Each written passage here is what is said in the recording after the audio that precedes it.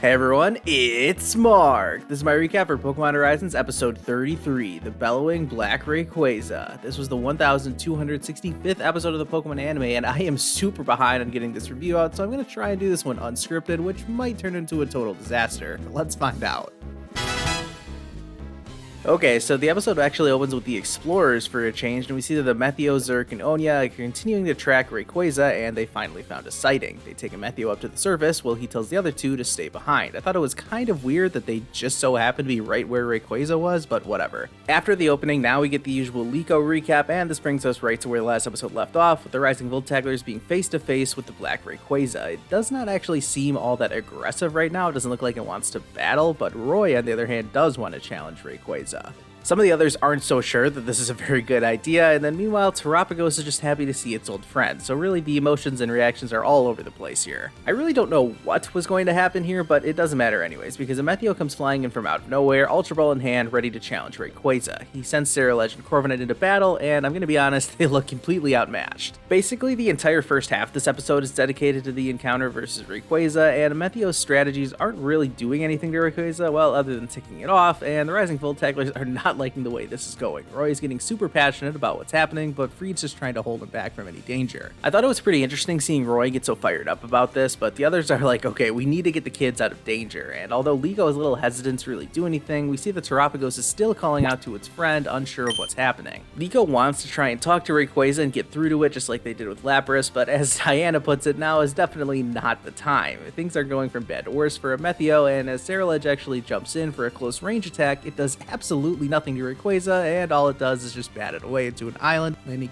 huge damage. A Methio is pretty devastated watching its partner get completely destroyed like this, and Rayquaza is not letting up at all. It just ruthlessly keeps firing Dragon Pulses at Ceruledge, even though I'm sure it's already knocked out at this point. Now that it's taken care of a Methio, Rayquaza squares up to the Rising Voltaglers, and it is still not happy. It fires a Draco Meteor into the sky, and really everyone is just doing the best they can to try and protect themselves from the falling meteors. One of them actually knocks Liko to the ground, and this leads to the biggest moment of the episode, as Terapagos sees Liko and Roy struggling, and just as another meteor is coming head-on towards Roy, Liko jumps in to heroically save him, but this is when Terapagos steps in to save the day. As we now know from the Indigo Disk DLC, Terapagos activates its Terra Shift ability and transforms into its Terastal form, immediately launching a Terra Starstorm, which, if I'm gonna be honest, every time I see this move I can't help but shout. Yeah, like 10-year-old me had Lucas as his main in Super Smash Bros. Brawl back in the day, but anyways, that's not important right now because we have two legendary Pokemon facing off against each other, and I agree, Roy, what is happening? After the Terra Starstorm and Draco Meteor attacks collide and basically even each other out, the two Pokemon just stare each other down, but Terapagos has used up all its energy. It reverts back to its normal form and collapses, completely exhausted. It's at this moment that Rayquaza decides to just fly away, much to Roy's disappointment and Methio's frustration. Reed wants to know how a Methio even found them in the first place, and all in all, it's just a really somber mood after how everything went down. The Rising Voltaglers eventually decide to go regroup aboard the Brave Olivine, but not before Diana has a moment to herself. It seems like this experience changed her. Later that night, we see that Liko is worried about Terapagos, who's currently left in Molly's care as it recovers. Roy, on the other hand, is just disappointed that he couldn't do more face-to-face with Rayquaza, and then probably the most important nighttime event happens between Diana and Freed. These two are able to have a little bit more perspective on the whole situation, and then they talk about what happened between Rayquaza and Terapagos, with the theory that Rayquaza was just testing Terapagos, and after seeing its power, that's when it decided to leave. It definitely wasn't a coincidence that Rayquaza showed up right after the Rising Voltaglers had gotten their third of Lucius's 6 heroes, so they set their sights on getting the last 2 heroes and seeing what that does to Terapagos. Now that they've decided the Rising Voltaglers' next plan, Diana says that she's leaving Liko in Freed's care. This completely threw Freed for a loop, but Diana explains that she wants to go solo in order to investigate the explorers more, because that old friend she talked about who visited her right before all this kicked off, yeah, it was Hamber from the explorers, and she wants to find out why they're tracking the pendant and Terapagos. I did find it pretty funny when Diana was like, yeah, and traveling in groups isn't really my thing anyways, I'd rather go solo. Diana says that if she needs to communicate with the Rising Voltaglers, she'll send Squawkabilly, which I don't really know how this bird is going to be able to find them, considering the Rising Voltaglers could be anywhere in the world at any given time. But let's not worry about logistics for now, as Diana says she does have one more thing left to do. Cut to a little bit later, and Diana challenges Liko and Roy to a 2v1 battle against her. She says this is to help them relieve stress after a high-pressure situation, but I think much like Rayquaza was testing Terapagos' power, I'm pretty sure Diana is testing Liko and Roy's power. The whole crew is fired up to watch this one, aside from Molly, who is still taking care of Terapagos, although I will say this wasn't really an actual battle because it comes with the usual stipulation that if Liko and Roy can even land just a single hit, then they win. Although they do make it pretty clear that if this was just a straight-up battle, Arcanine would have absolutely demolished Sprigatito and Fuecoco. They try their best, but get pretty quickly overwhelmed, showing just how strong Diana and Arcanine are. After calling for a sunny day to power up Arcanine even more, Diana is just taunting the two kids, which thankfully just fires them up, so now the real battle can actually begin, as their Pokemon are also ready to go. Liko and Roy say they're going to do things their way, and for Roy that means starting up a song, which Fuecoco joins in on. I absolutely love the scene because it was so fitting for these two, and honestly I wouldn't have been shocked if Fuecoco evolved in this moment. It's kind of felt like that's what it was leading up to. They start trading attacks back and forth with Arcanine, and now thanks to the sunny day and the song, Fuecoco was actually able to stand up to Arcanine's firepower, which I was really impressed with. Again, I would not have been shocked at all if this was leading to a Fuecoco evolution.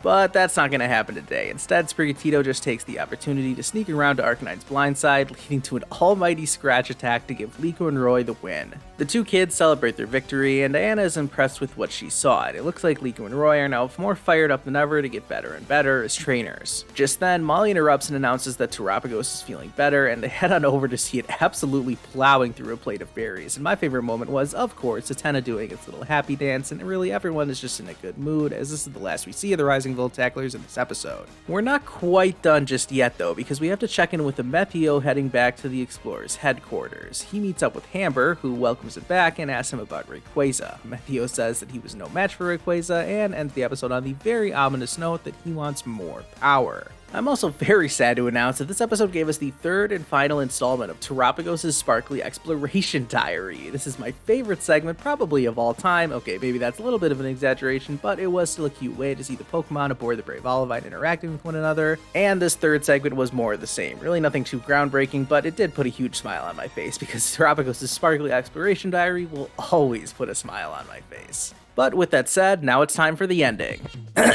Yo, what does she... Okay. I have to be honest, I've been so busy this week, I've not even had time at all to record myself performing the Rising Voltaclers rap. I am going to do it. I absolutely 100% promise I'm going to do this rap like I said I would, but just this week I've been way too busy, as was probably already obvious by the fact of how late this review was, but I promise you that the Rising Voltaclers rap is coming.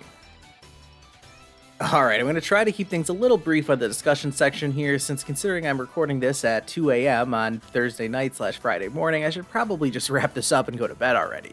Overall, I thought this was a good episode, and it accomplished a lot and really helped us set the stage for what's to come in the next portion of Pokémon Horizons. The battle against Rayquaza was some good action, which the series doesn't really have a lot of, so that was a nice change of pace, and then we got to see how it affected all of the characters, and that's the real fallout from this episode. I'll talk more about a Methio later, but sticking with Liko and Roy for now, it's obvious this interaction with Rayquaza did not go the way they wanted it to. I think this series really needed this because everything has kind of been going Liko and Roy's way, so for them to face a major setback like this I think is only going to spur them on to become better and better characters and hopefully lead to a more exciting show. Not that the show hasn't been exciting, I think I've been enjoying Pokemon Horizons lately more than the average fan, especially looking around at some of the other review videos I've seen, but for me I think Horizons has been going in the right direction this whole time, and I think this episode probably set everything back on track and has everyone excited for what's to come. It should come as no surprise then that I'm giving this episode a relatively high rating, which is a 7.5 out of 10 rating. Seeing the legendary confrontation at the beginning of this episode was awesome, even though really it just tried to serve the purpose of showing Terapagos' progress as the Rising Voltaclers continue to meet more and more of the 6 heroes. I don't want to drift too far into Indigo Disk spoilers just yet in case some of you haven't had the chance to play it yet, but I did find it kind of interesting that in the game Terapagos was able to regain its power almost instantly, whereas it's been a much more gradual process in the anime. Speaking of gradual processes, it's weird seeing how Liko and Roy still lag so far behind so many other characters in Pokemon Horizons, despite the fact that they've been able to achieve so much already in this series. It's a weird justification that these two have already been able to stand up to so many of Lucius' 6 heroes and legendary Pokemon, despite the fact that they still struggle to even land a single hit on an Arcanine.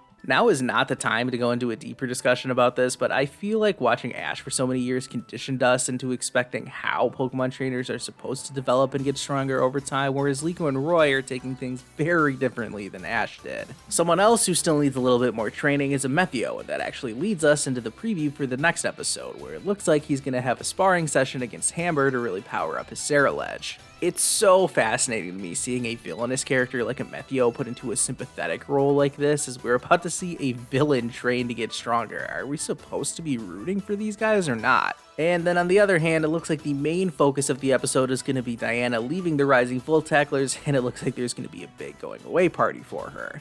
This episode is probably already out by the time I upload this video, so let's just move on for now and close things out. I'd love to spend more time talking about my thoughts on the Indigo Disk, but well, I did play through the entire main campaign of the DLC over on Twitch. I'll include the link to this in the description and the comments, but I did create a playlist on my channel where I'm just going to upload all of my Twitch VOD, so if you want to go back and watch me playing through the Indigo Disk, well, that is available to you. Really, the main reason this review was so late is because I spent all of last weekend playing the Indigo Disk. I had so much fun with the DLC, and I have to say, the Meloetta stuff has got to be my favorite Pokemon Easter egg in years. I loved it. Alright, thank you all so much for watching this video. I'm not entirely sure when my next review is going to come out, with it being a holiday weekend and everything, so I'll do my best to get it out as soon as I can. Make sure you like and subscribe if you haven't already, and I'll see you guys next time.